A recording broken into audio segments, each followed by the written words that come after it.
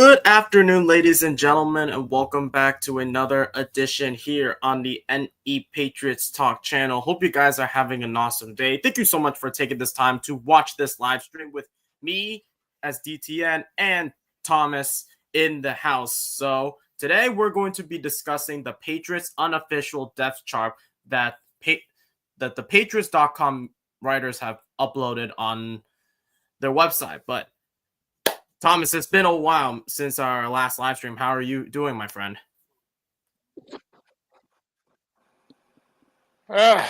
Doing well, in pain, busy with the Special Mixed Men golf season, but here I am. Nice. But before we get into all of this, please make sure that as you come into the live stream, please make sure that you smash the like button and hit subscribe. It's completely free and helps supports the channel in a massive way. And before we begin the show, please make sure that throughout the show, please post in your questions and comments in the YouTube chat. We would love to read them throughout the show. And before we get started, I just want to say, yesterday for me was a blast. Your boy went to training camp for the first time ever. And the best part is, your boy got autographs. I got an autograph from none other than Patriots. Unfortunately, you can't see the black Sharpie, but I did get an autograph from Hunter Henry and an autograph from Marcus Jones. I did get a picture with Marcus Jones, which was a blast. And the best part is, me and a friend, we got to see Colby, and oh my gosh, this guy Colby was awesome to meet. I got some pictures of him. You can see them in the YouTube post. And there's so much more I really enjoyed, even though it was not like the most hyped practice, I would say. But I recommend all Patriots fans who live locally to spend at least one day to attend training camp and experience what life as a Patriots fan is. Unfortunately, I don't have footage, as the team requests to not allow audio or video recording during training camp, so that was unfortunate. But yeah, I really enjoy training camp. I recommend everybody to come to training camp, and yeah, it should be fun. But let's get that out of the way. We're here for the main event, and that is the Patriots unofficial depth chart. So here's the unofficial depth chart. We got a lot of changes. Originally, before we did this live stream, there was an initial unofficial depth chart, but ever since yesterday, there were a couple changes. Marcellus Dial and Jaquelin Roy went on IR, which is the reason for why we signed JaMycal Hasty and Trey Avery, who was claimed off of waivers from the San Francisco 49ers. But Thomas, what are your thoughts on the whole Dial torn ACL injury? It sucks. Lost some depth on the cornerback position, which, again, we've been talking about this here. We need some depth on the cornerback position. If Gonzalez gets hurt, if Carlton Davis, our new assignee, get hurt, honestly, with the injury of Dial at this point, that will lose depth on the cornerback position, and that's what we need before we get to the season. And we don't. We had to address it on the freaking trade deadline. Yeah, we're going to need to address corner at some point, because I thought that the cornerback room would look decent. Unfortunately, we've been hit with so many injury bugs with small tissue injuries, like hamstring injury that happened to Christian Gonzalez, and then that injury that Carlton Davis suffered last season. So I think he's recovering from that. But yeah, I think that this season, I feel like the cornerback room is gonna be worrisome on the health side. Talent-wise, they are really good. But health wise, it was health wise, it's not that good. And if we were to look at the free agency, Thomas, who do you think the Patriots should target when it comes to like free agent cornerbacks?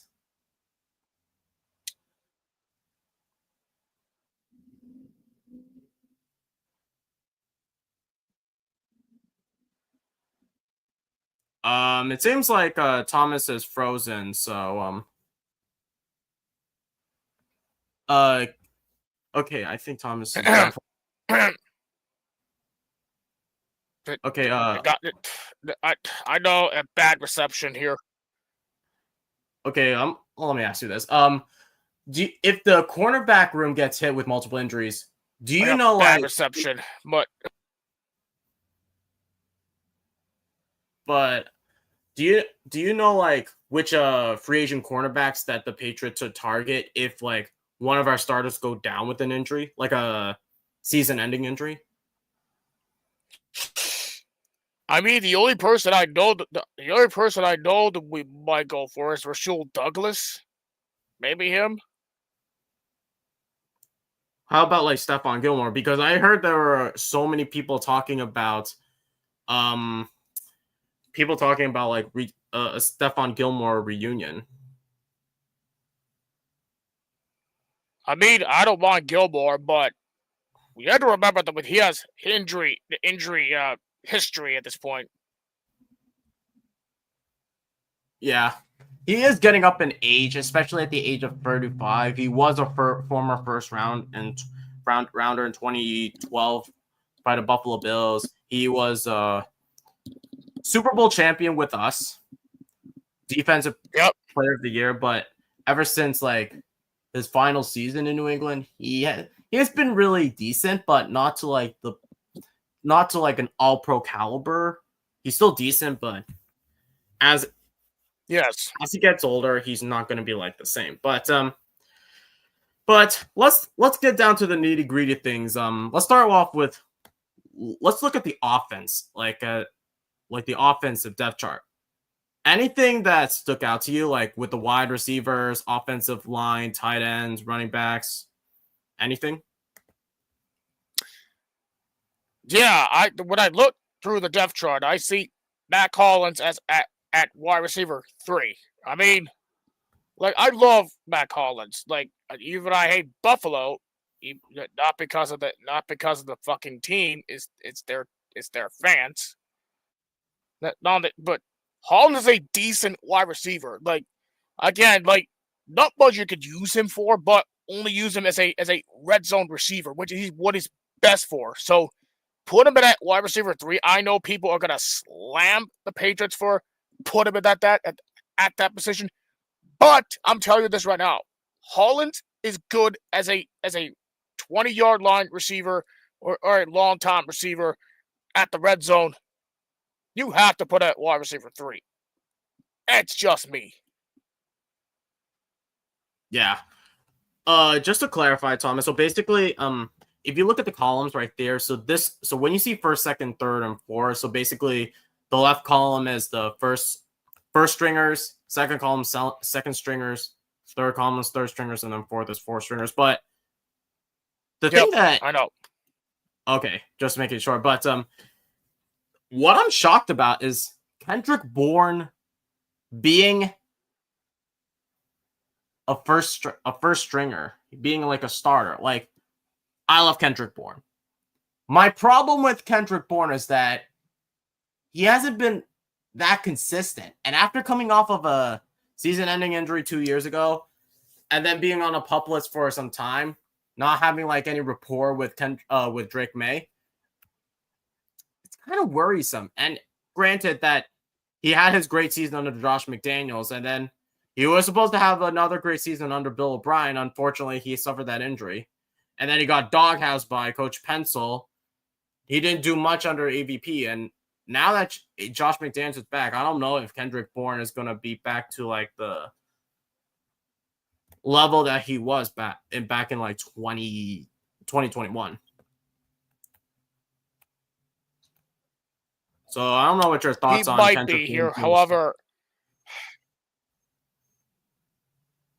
He might be to be a role, like he could be at best. He could be a role type of receiver here, but again, most people say trade him for someone else like Terry McLaurin, which again, I do not get the hype on trading Bourne to someone else at this point. So I say that, like, I know people are gonna be pissed off of me to say this here. Bourne is worth keeping here, and plus, we don't need another wide receiver in this room. We're fine where we at. And besides, what's the point of trading? What's the point of training a veteran receiver for someone that they cannot even teach the young bucks on the wide receiver room to do at this point? Yeah. The thing I don't is another problem I don't like about trading for Terry McLaurin is trading away draft capital. Because if we were to trade for Terry McLaurin, we're gonna have to trade away some draft capital. And you know how much we love having draft capital, especially if it's a first. Yes. I would be okay if it's like a 2027 second rounder, but for a 2026 second rounder, I'm not buying into it. But no. DPF comes in by asking what is Bourne's injury. So let me just double check, but the injury that he suffered back in 2023, it was against Miami. And let me look up that injury that he suffered, because it was a season-ending injury. I remember that. It was a torn ACL to answer your question, DPF. But Edward coming in. His injury last. His injury last week. I have zero clue, because I know that he was missing practices. He was not in attendance, so I just don't know. If I have like a clear idea of like what the Patriots beat writer posted, but I think I know what you're talking about. If you're talking about the Kendrick Bourne, wait, DPF, are you talking about the scrimmage that happened last Friday? Because I remember that he was injured from that scrimmage that he had. Yeah, let me go on to he did. It is the from the scrimmage. I saw something on Twitter about that.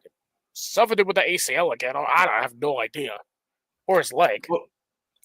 Okay, so per Mike Vrabel, he said, I wouldn't anticipate him this week.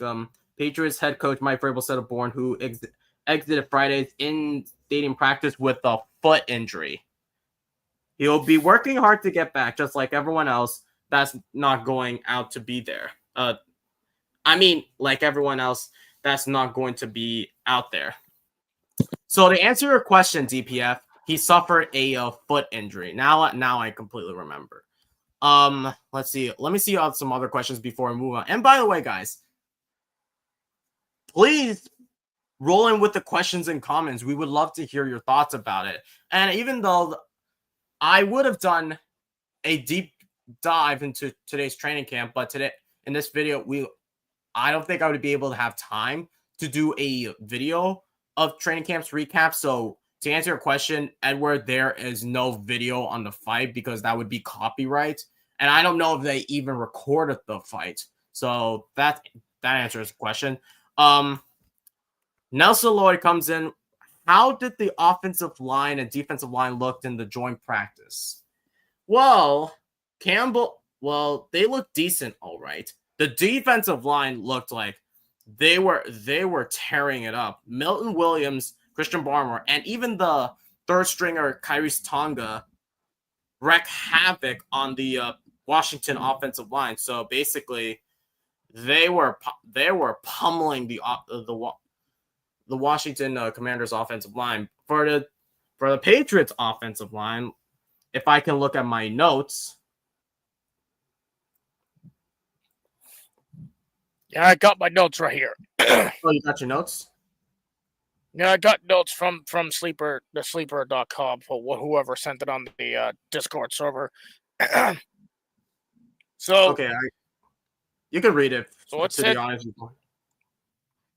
yeah. So it says Jared Wilson had two dominant wins. There was a rotation in the I believe center with Ben Brown and Bradbury, and then a rotation from Demontre Jacobs and Marcus Bryant, and the offensive line. Well, like you said, they were decent, but at least it's compared to better than what we saw last joint practice with the Eagles. That was just completely horrendous. oh my god, I don't even want to talk about that joint practice last year. It was just bad. It was just bad on both sides of the ball. Yeah, Campbell and Wilson had not very well on 11s. But the rookies had one mishap on the run to the left, but were clean aside from that. Jacobs got called for holding on 11s. I don't. I fucking hate Jacobs. I don't understand why Jacobs is the backup right tackle to Morgan Moses. I still don't get it. Like, I'm looking at this depth chart. He is the second stringer to Morgan Moses, and the third one is Marcus Bryant, who at least looked better than Demontre Jacobs. Granted that Bryant was the left tackle for the Mizzo Tigers because Armand Membu was the right tackle for the Mizzo Tigers. And before that, I don't know if he played right tackle for SMU before he got transferred to Mizzo, but at least Marcus Bryant looks decent than Demontre Jacobs. Yeah, I agree with you here. It should, to me, it should have been Marcus Bryant as our second stringer and Demontre Jacobs third string. Like last season, what did Jacobs do? He committed penalties, which again I am not a fan of this. That is the reason the offensive line is not serious and is unserious, and the offensive line last year has been completely trash. We can't even escape those holding penalties, those false start penalties, those pre-snap penalties. God, if I ever hear the name Demontre Jacobs in my head again, or any of the Patriots fans' head at this point, I'd rather jump in the ice bath and just chillax over seeing Demontre Jacobs' name on the offensive line. I agree. I don't know what the thought process is with the team wanting to keep Demontre Jacobs. Because if you look at his PFF stats, they looked disgusting. Yeah, I'm gonna share this and then I'll share back the official depth chart. But look at his stats. It's gross. Come on. Out of 140 qualifying tackles, he was ranked 137th, 123rd in pass blocking, and 137th in run blocking. And the Patriots named him as right tackle 2. Like, come on, dude. If I was Vrabel, I would not put him as our second string right tackle. No, I wouldn't. And you were right. You were right, Thomas. 9 sacks allowed. That ranked 135th out of 140 qualifying tackles, and 11 penalties. 11 penalties. Granted that the coaching staff did not keep the team accountable. I get that. But at the same time, he did it again this offseason. Like, I don't know what's wrong with Demontre Jacobs. Is he a liability? I think definitely. Should he be on the 53-man roster? I don't know. I don't know what the thought process with Mike Vrabel or Elliot Wolf or anybody in the front office, but this guy shouldn't even sniff the 53-man roster. Yeah, you don't know if he's good. But here's my answer: Should Demontre Jacobs be in the man roster? Hell no. Absolutely not. If he commits 11 penalties and have 9 sacks allowed last season, no, absolutely not. With that poor performance of last season and what the offensive line looked like last year, cut him. Cut him. Never see the day of light. Yeah, just cut him. Like, why did you even resign DeMontre Jacobs to like a 1 year, where the fuck is his contract? Excuse my French, but we signed him to a 1 year, $960,000. Dude, I would have just let him go. I don't know why we kept him. I'm and then sorry. Gerard comes in with the. Is he literally worth $900,000? No, it's not even worth. It's not even worth that. He worth like a penny because he's ass. And if that's the issue going to Friday against Washington, and if we see these same issues heading to the second joint practice against Minnesota, cut him. And Gerard comes in with a really good question. Why isn't Caden Wallace ranked ahead? Exactly. This guy played right tackle for Penn State. Then again, he did well at the guard position. He did well at the guard position during practice, but I agree. Why isn't Caden Wallace the second stringer behind Morgan Moses? I freaking don't know. At least he's decent compared to Jacobs, who is A to the double S ass. Exactly.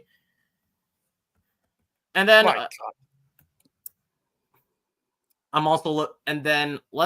another position that I really want to focus on is the running back position.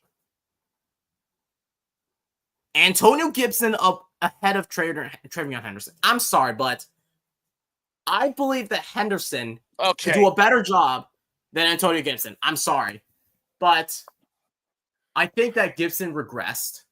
I think Henderson has been making waves through practice, through training camp, by making plays on the ground and in the air. What are your thoughts on Gibson being ranked ahead of Henderson in the running back room? I mean, I can understand why he's ahead of freaking Henderson, but I don't at the same time. Like, I love Antonio Gibson. I've been a fan of his ever since he was with Washington until we picked him up. I literally thought last season he would be like a James White, but the James White-esque player from last year. He was, but at the same time, what else can you do? The offensive line was terrible last season. What else can Gibson have to do? Like, but to understand the point here with freaking to put in the point with have him over Henderson, yeah, I would say put Henderson and Gibson as wide receiver. I mean, not running back two and the two side by side. You could have Henderson and Gibson as your third down backs. Use both of those guys. Like I clearly see why you're going to have him ahead of Gibson ahead of Henderson. But if I was the Patriots, use both of those backs as your running back two. Ignore that running back 3. Ignore that. Yeah. Also, thank you to Edward for huge shout out to Edward for being my longtime subscriber. Basically, all of the mods here, please spread the word to everybody that you know of. Just tell everybody that there's a channel out here making Patriots content, and if you come in, please smash the like button and hit subscribe. It's completely free. It helps supports the channel. We're at 79 subs right now. It would be nice to get to 100 as soon as possible so that we can have a great production. The boys, me and Austin and Andy, we're doing a live stream on Sunday recapping the first preseason game against the Washington Commanders. So huge shout out to Edward, for being my long time subscriber. But let's continue with the the offense and see what else I'm a little shocked at. I'm surprised that Jared Wilson is not listed as a left guard, even though he was drafted as a center. He has been doing really well at left guard. But what are your thoughts on Jared Wilson being a third stringer at center instead of being like at least a second stringer or a first stringer for the left guard position?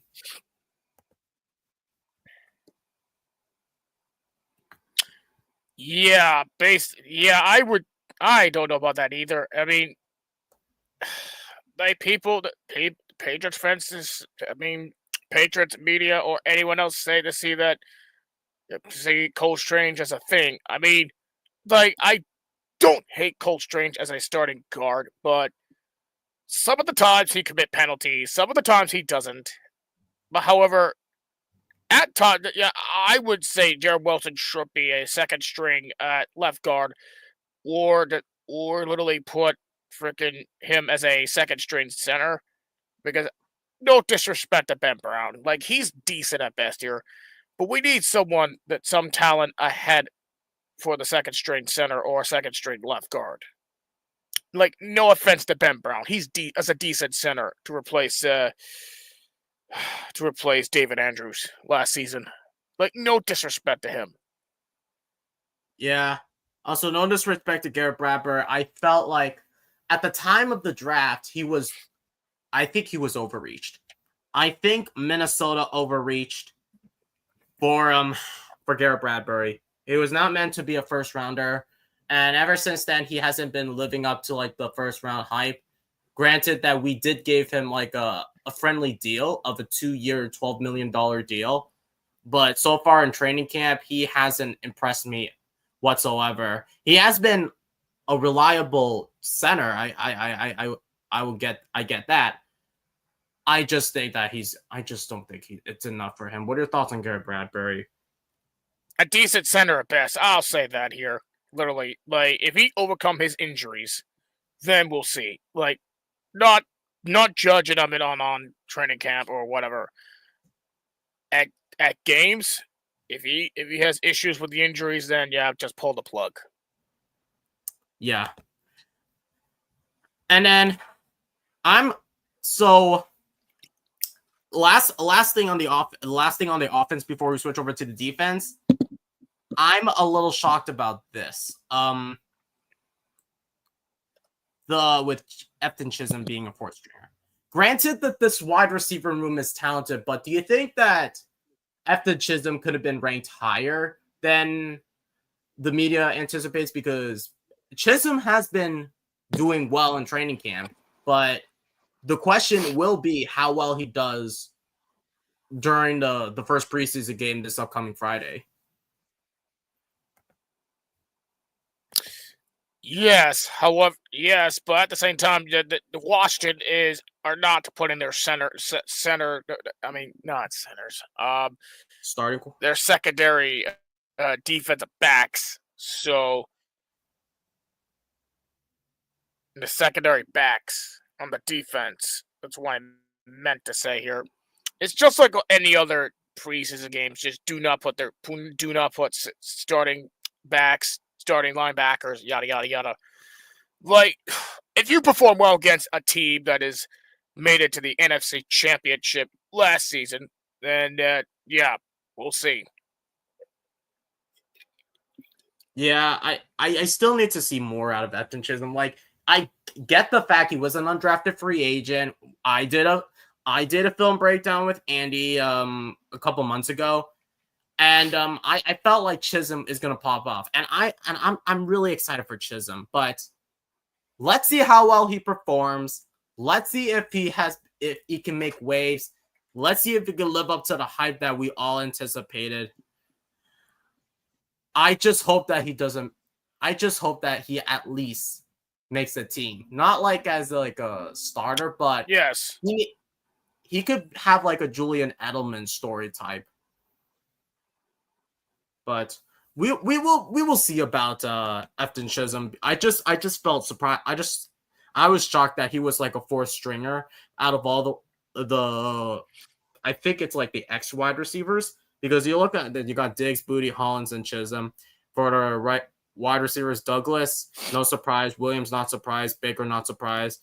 And then wide receiver, I don't get the Kendrick Bourne, Jalen Polk thing. I would have put Kyle Williams in the other slot up for wide receiver stringer, but I digress. But yeah, so there's one guy I need to see more of in the preseason if he is going to put there, and that's Travion Henderson. We saw him taking reps as a receiver running back at training camp and the joint practices. I need to see a lot more of him at that preseason game against Washington. If he could commit those end routes and commit those contested catches from the pass from Drake May and Josh Dobbs or freaking Ben Woodridge. If he could commit those contested plays, then that'll be great. Yeah, and if he can also pass block, that would be also great because we did the live stream together on the film breakdown, the Travion Henderson film breakdown. Granted that it was not one of our best streams, but when we look at the footage, Travion Henderson looked great as a pass protector. Besides being like a route runner, guy who can run the ball really well, with a better offensive line, I'm hoping and praying. Let's just hope that this upcoming season we are not hit with these stupid issues of like we have no offensive line, because last season we were so unprepared with the offensive line, we almost killed all of our quarterbacks. But yes, let's now head over to the defense. Looking at the defense, there's nothing I'm shocked. There's nothing I'm surprised about. However, the one position I'm gonna keep an eye on is going to be the cornerback room, because if Davis goes down and Gonzalez goes down, granted that they did put Alex Austin and Marcus Jones as the second stringers, I respect that, but the third stringers and the fourth stringers are where I'm a little concerned about. What are your thoughts on like the third stringer and the fourth stringer quarterback room? I mean, I'm not concerned about DJ James. Like he looks incredible at training camp. Like I'm not worried about him. Isaiah Bolden, nah, maybe. Miles Battle, yes, I'm concerned. I never seen him at all before. Alex Austin, like we all know what Alex Austin is. Like he's a standout that we saw him when he played well against Buffalo, and he was a former pick from Buffalo. So I'm not concerned about him. Like I'm concerned about Battle. I'm concerned about Bolden because we haven't seen a lot of him here. DJ James, not concerned about him. Austin, not concerned about him at this point. Like the cornerback room is going to be a major red flag this season. But if we get them healthy, then yeah, we'll see. Yeah, let's just hope they stay healthy, which is why Christian Gonzalez is staying in the sidelines for the majority of the rest of training camp and throughout the preseason, because the last thing I want to see is for him to get killed, and then there's going to be some red flags with Christian Gonzalez being a health concern, because talent-wise, he's a great cornerback. Yes. But health is going to become an issue if this continues moving forward. That's my only concern with Christian Gonzalez. And it will make me think that should we draft another cornerback? There could have been other. I realized there's actually one player that is not on the depth chart, and I don't know why they forgot to add him in the cornerback room, and that is Kobe Minor. I don't know it. I don't know at this point. Yeah, we don't know either. But I'm looking at some of the other positions. Let's talk about Kyle Duggar for a second, because Kyle Duggar has not been impressing me so far as a training. And that, granted, it is training camp, but I'm a little concerned about Kyle Duggar at this point. And it started to make me reconsider that should that the Patriots have not given Kyle Duggar that contract extension. What are your thoughts on that, Thomas? I mean, there was a reason to have that extension. He had a fantastic few of those years, but again, he's a liability. Yes, but I mean, we haven't not seen a full-time season out of him because of those injuries. Because he made a lot of mishaps last season throughout the team. Because again, this defense last year was not even that good. I pray to God this defense will be better, which I think it will be, because we just we addressed the defensive side of the football way more since we got Vrabel as our head coach. But again, with the Duggar issue, yeah, he's a liability. I don't know what to say about this. I'm a huge fan of Kyle Duggar. When we picked him up on the draft 2020, like, he's a good player. He's a good player from a D3 school. Like, normally D3 players not do well in the National Football League, but I don't know what to say about what's going to happen to Duggar for 2025. Yeah, there's so much going to be unknown with Kyle Duggar this upcoming season. We need to see how well he performs. Let's see if he could do good throughout the rest of training camp, and if he is eligible to make the 53-man roster. My only concern with Kyle Duggar is how well he's going to be performing against these top-tier offenses on our schedule, granted against Buffalo, against Baltimore, yada, yada, yada. So that's the one thing I'm going to be keeping an eye on, but I'm looking at the rest of the safety room. I'm seeing that Brendan Schooler is listed as a safety, as the third stringer, while Craig Woodson as a fourth stringer. It kind of doesn't make sense to me, considering that Brendan Schooler is more of a special teamer than a safety, and I would have put Craig Woodson as a third stringer and then add like a new slot for all the special teamers. What are your thoughts on that, Thomas? Yeah, I agree. Like, Schooler's a special teams guy, and I would put frickin' Woodson as a third stringer. Nothing to add to it. Yeah, nothing to add to it. Let's talk about. I know that we invested a lot on the defensive tackles, but is there anyone that you're going to keep an eye on, especially with the depth that we had behind the starters, like with Tonga, Williams, and Barmer? Any second stringers or third years you want to keep an eye on heading into the first game of the preseason? I'm actually going to keep an eye on Joshua Farmer, honestly, the guy that you've been taking the film on. Interesting. Yeah, I think Farmer, he will do great. I just hope that he can at least stay healthy. He can at least like be properly developed. Granted, he was a fifth rounder from that trade. I don't know if it was like the regular 5th round pick or if it was from a trade. I would have to look back at it, but I hope Joshua Farmer looks good. I'm looking at the rest of I think the outside linebackers, I agree with most of it. I'm a little concerned with. I wish I would put Brandon Swinson ahead of Anthony Jennings. Granted that, but it differs. But I haven't heard a word out of Anthony Jennings. And do you think that Anthony Jennings could potentially be on the hot seat, or he still has the chance to like make the 53-man roster and like thrive for the New England Patriots? Yep. Yeah.